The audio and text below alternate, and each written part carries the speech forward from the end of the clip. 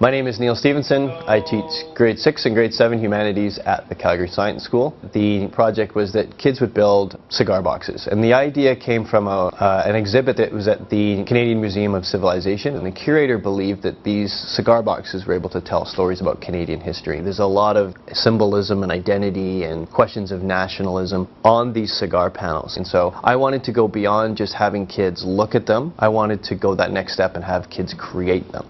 The designing of their cigar panels was done on paper first. They made 4 sides of the box, 4 different periods from Canadian history, and then the top of the box we asked the students to summarize the whole story of Canada. And for each one they did research and had to answer a large inquiry question. At the same time they were collecting historical images, documents, and the kids would actually on their laptops digitally remix different historical images to create new cigar panels. So they had to choose which images best represented their understanding of Canadian history. So they made these 5 things digitally on their laptops. We printed them out, and then the students physically built the cigar boxes out of wood. So at the end of the year the students actually were able to produce this historical artifact that told their understanding of the story of Canada, and they got to keep that. Because pieces of history have now been digitized, not only can they be viewed by teachers and students, but they can also be downloaded, copied, cut and pasted. Their online world is about remixing and mashing up and taking things from here and then putting it together.